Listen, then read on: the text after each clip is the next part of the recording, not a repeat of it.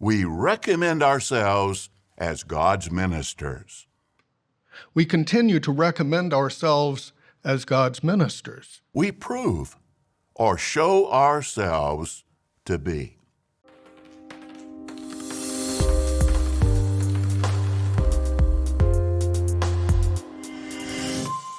Hello everyone, welcome to another episode of Watchtower Examination. My name is Winston, and I'd like to share for those Jehovah's Witnesses who do not like to speak with or listen to former Jehovah's Witnesses who they call apostates that I have never been a Jehovah's Witness. Anyhow, welcome back to the channel. Sometimes this work is hard to do. I feel like I'm under attack from all angles, but I guess that's how life is sometimes. My Microsoft account has been hacked. Then all of a sudden I keep getting emails offering sponsorship deals for my YouTube channel. Clearly from scammers or hackers. That is exactly how, if you can recall, they hacked and took over the channel a few years ago. Then I'm feeling a bit down with the passing of a good friend. Wanted to shoot this video some time ago, but could not lift my spirit. I went to bed not even having a shower one night because I was just feeling so down. I wish some of you, especially some of you critics, could understand what goes on behind the scenes sometimes. A church brother, a good friend of mine, called me up a few days ago to ask if I heard anything about him. Naturally, I began wondering what's up, with my brows a little wrinkled, before he revealed that he got stabbed last Tuesday and has been in hospital since. It's weird because normally I would have heard something like that from the day that it happened because the community is small. And that's exactly why he called, because he found it a bit strange, a bit odd, not to hear from me for all these days after being in hospital for so long. Now, my friend could have died just like that. A young man with young children. But immediately my focus went to his mom, an elderly woman and a good friend of mine as well. Yes, I'm close to the entire family. They're from church. He is her only son, her only surviving child. And right now, well, at the time that he called me, she was taking care of her brother who is seriously ill. I called her up after the call with her son ended. No response. She returned the call hours later. She was at the hospital with her brother and her son. We talked for a good while. Then came the news. Her brother, my close friend, passed. All of this while my own family is in mourning. I've lost so many relatives in a short time, from my brother to my mother to my brother's son, yes, the same brother who died, to an aunt, then another aunt, to a cousin, to another cousin, then the son of the last cousin to die. The interesting thing is that this is normal when you get close to 60, because so many of the adults you knew as a child, including relatives, will naturally pass. And you are more likely to have your peers going now than when you were a child. But death is not something to get used to easily. And when you yourself are facing health challenges, you wonder, you can't help wondering if you could be next. And that is one of the reasons I'm inspired to do what I do. As I lose my relatives to death, I can't help thinking about the Jehovah's Witnesses who are losing their relatives who are alive. Can you imagine if my mom was here, but I could not speak with her? Or if my daughter was shunning me, or I was shunning my daughter. You want to make a difference in someone's life. At least I want to do that before I go. I want to help people to escape the lies and the blasphemy of the Watchtower. The Watchtower's dangerous governing body, parading as God's ministers and telling people they have proven themselves to be. We prove or show ourselves to be. I have been exposing the blasphemous claims of the governing body since 2014. As a matter of fact, it seemed like just yesterday, just a few months ago, that I was telling you that I was celebrating 10 years, only to get an email from YouTube 2 days ago congratulating me on 11 years. Time flies. I've read their failures, studied their magazines, dissected their doctrine, and I thought I had seen it all. You fully trust in Jehovah, Jesus, and the faithful slave. But what I discovered the very same day I discovered my friend nearly died, the same day I subsequently lost a friend, what I discovered from a 2011 publication left me absolutely stunned. This isn't just another false teaching. This is next level spiritual blasphemy. And the way they hid it in plain sight, as it were, makes it even worse. The topic of the article is, have you entered into God's rest? You would think this is going to be a God-centric article focusing on God and His rest, the peace He gives, the joy of a saving relationship with Him. But look at some subheadings that stood out. Some words explained: imperfect, faithful and discreet slave, Bible students, disfellowship. The article is, have you entered into God's rest? More subheadings. Continue to progress with Jehovah's organization. We're talking about entering into God's rest. But now we're talking about Jehovah's organization. When someone we love leaves Jehovah, we're talking about God's rest. But as you know, that really means leave the Watchtower organization. Our love for Jehovah must be stronger than our love for family members who are not loyal to Jehovah. We're talking about God's rest. But and entering into God's rest. But you and I know that means that they're talking about disfellowshipping relatives who leave the organization. We're talking about entering into God's rest. That's the topic, right? Then came the shocker of a statement made in 2011 that I never saw before. No. We need to obey the faithful and discreet slave to have Jehovah's approval. We need to obey the faithful and discreet slave to have Jehovah's approval. What? Let that sink in.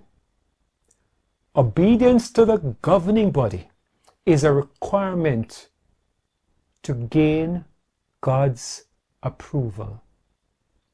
This is not just blasphemous. That's a complete replacement of Jesus Christ.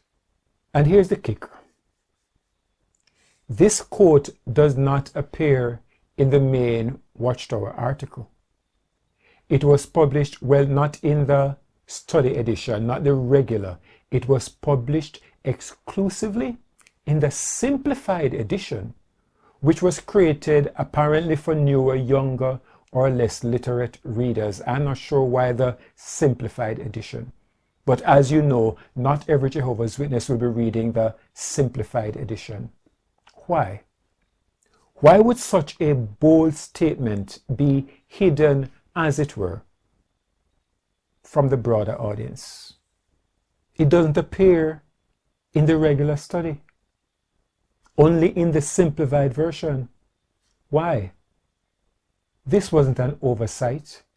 This was a calculated move, a backdoor indoctrination aimed at those most likely to question or research deeply.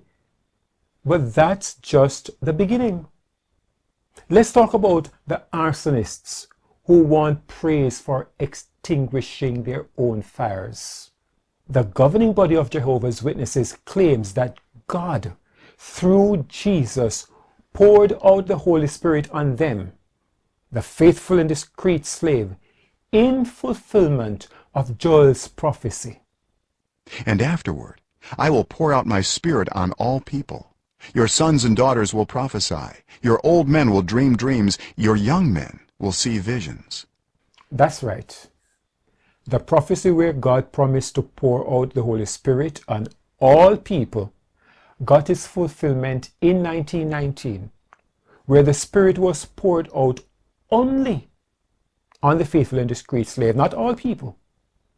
The prophecy was fulfilled, but women are not allowed to prophesy, and the governing body never reported God revealing anything to them through dreams or visions. How do Jehovah's Witnesses interpret the Bible? How do they read the Bible? How do they appreciate the Bible?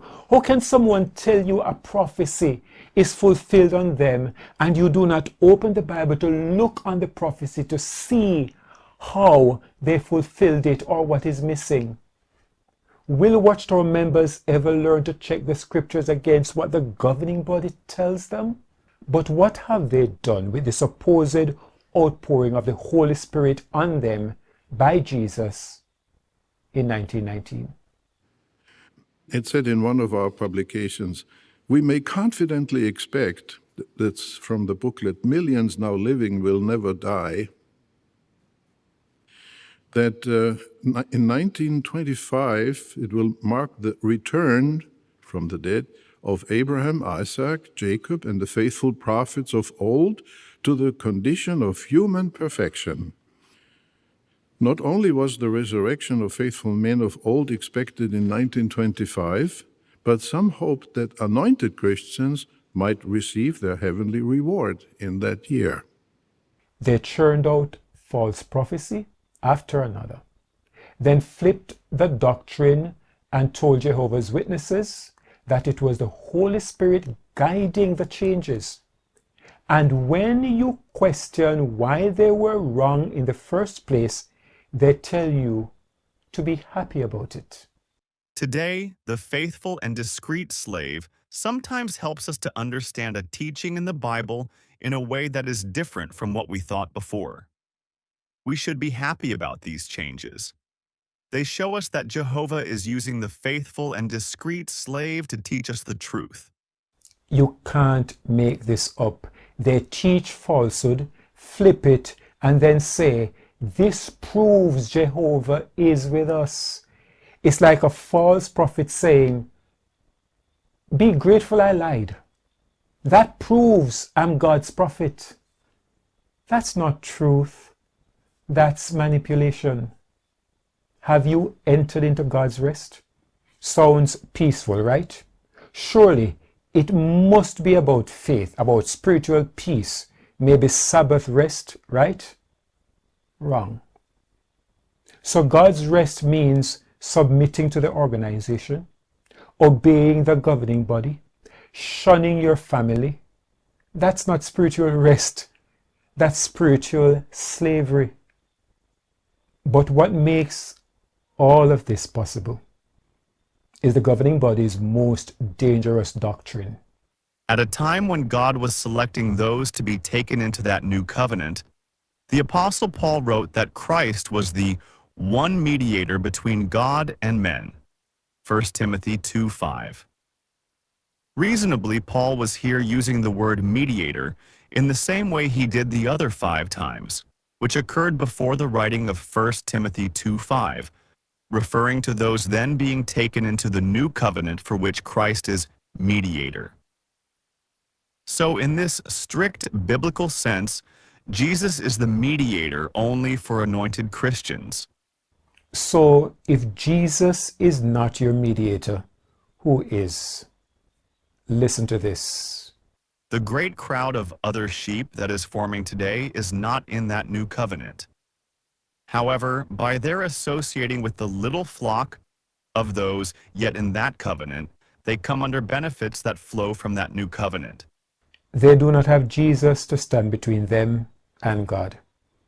And they must associate with the anointed so that the benefits of the new covenant will trickle down to them. Get it? Not by submitting to Jesus. No, by associating with the anointed. Do you see how Jesus is being replaced by men? Well, make no bones about it. It is literal and it is deliberate. Therefore, we are ambassadors substituting for Christ, as though God were making an appeal through us. As substitutes for Christ, we beg, become reconciled to God. That phrase, substitutes for Christ, does not exist in the Greek.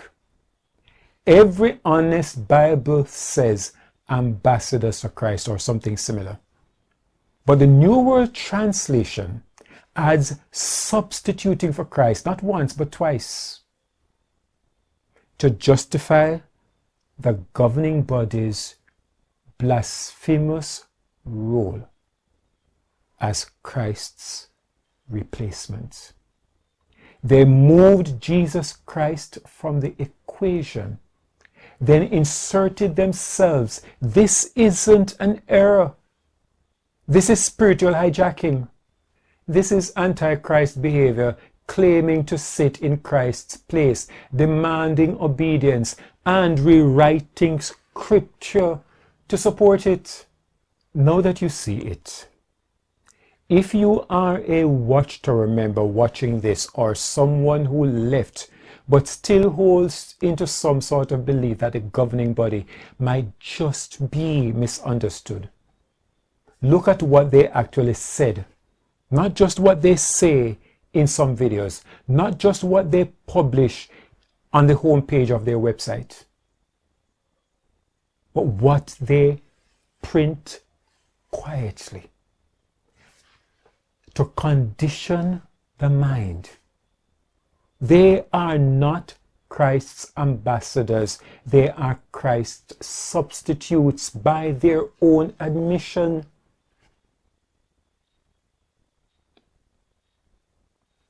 When will you wake up? When will you see it? How long will you employ cognitive dissonance? How long will you make excuses for them? They demand your trust, your family loyalty, and your salvation, and they dare say Jehovah requires it. This is not the truth. This is not Christianity. This is a counterfeit gospel. Pause for a moment, please. I have something extremely important to tell you regarding your salvation. Please understand this. We need to obey the faithful and discreet slave to have Jehovah's approval. Did you get that? Thank you so much for watching. Like, share, and comment if your jaw dropped like mine did. And subscribe if you want more hard truth, because there's more where that came from. Until the next video, do take care of yourself. May the grace of the Lord Jesus Christ and the love of God and the fellowship of the Holy Spirit be with you all.